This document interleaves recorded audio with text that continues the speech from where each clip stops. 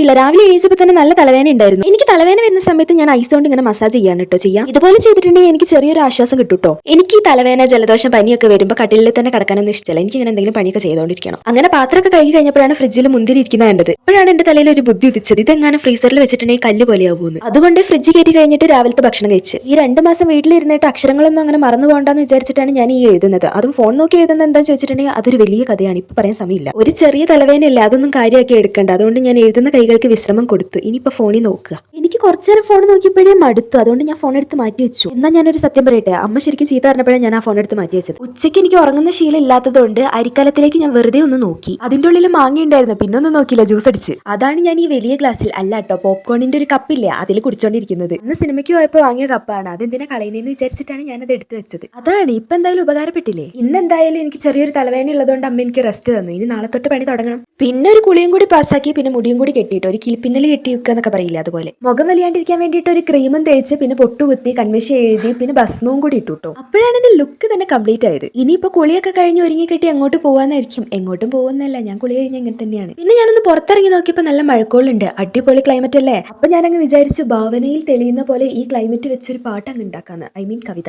ഞാൻ ഇങ്ങനെ ഒരു കവിത എഴുതണം എന്നൊക്കെ വിചാരിച്ചിട്ട് കുറെ ആയി. പക്ഷേ ഈ ചൂട് കാരണം എനിക്ക് ഒന്നിനും സമയം കിട്ടുന്നില്ല. ഇന്നെന്താന്നറിയില്ല, പതിവിലും വ്യത്യസ്തമായി മഴയ്ക്ക് നല്ല കോളുണ്ട്. മഴയ്ക്കുള്ള കോളും കൂടി ആയപ്പോൾ കേൾക്കാതെ പോയ ഏതൊക്കെയോ കവിതകളുടെ വരി എന്റെ മനസ്സിൽ വരുന്ന പോലെ തോന്നി. പിന്നൊന്നും നോക്കിയില്ല, ഭാവനകളല്ലേ വളരട്ടെ. എന്റെ ബുദ്ധി ഏകദേശം ആ വിമാനത്തിന്റെ തൊട്ട് താഴെക്കൂടെ പറക്കുന്നത് കൊണ്ട് ഞാൻ ആഴങ്ങളിലേക്കാണ് പോയത്. ആ കവിതയെ കുറിച്ച് എന്റെ അടുത്ത് ആരും ചോദിക്കരുത്. കാരണം എന്താന്ന് ചോദിച്ചിട്ടുണ്ടെങ്കിൽ എനിക്ക് പോലും അറിയില്ല ഞാൻ എന്താ എഴുതി വെച്ചതെന്ന്. ഒരു കാര്യം ഞാൻ പറയാം, സന്തോഷം ദുഃഖമാണ് ഉണ്ണി എന്നാണല്ലോ. പക്ഷെ ഞാൻ ഇന്ന് പഠിച്ചിട്ടുള്ളത് ദുഃഖമാണ്. അപ്പൊ നമുക്ക് ദുഃഖം സന്തോഷമാണ് ഉണ്ണി എന്നും പറയാലോ. ഇപ്പൊ ഞാൻ പറഞ്ഞ എന്തെങ്കിലും മനസ്സിലായോ? എനിക്കും മനസ്സിലായിട്ടില്ല. അതുകൊണ്ട് ഞാൻ നിങ്ങളുടെ അടുത്ത് വെറുതെ ചോദിച്ചേ ഉള്ളൂ. എല്ലാ കവിതകൾക്കും ഈണം ഉണ്ടാവുമല്ലോ, പക്ഷെ എന്റെ കവിതയ്ക്ക് ഈണം ഇല്ല, താളവും ഇല്ല. ഇന്നിനി എന്തായാലും വലിയ പണിയൊന്നും ഇല്ല, കുറച്ചേരം പോയി കടന്നുറങ്ങാല്ലേ. 2-3 ദിവസമായി ഒന്ന് മര്യാദയ്ക്ക് ഉറങ്ങിയിട്ട്. അതുകൊണ്ട് ഓക്കെ ബൈ.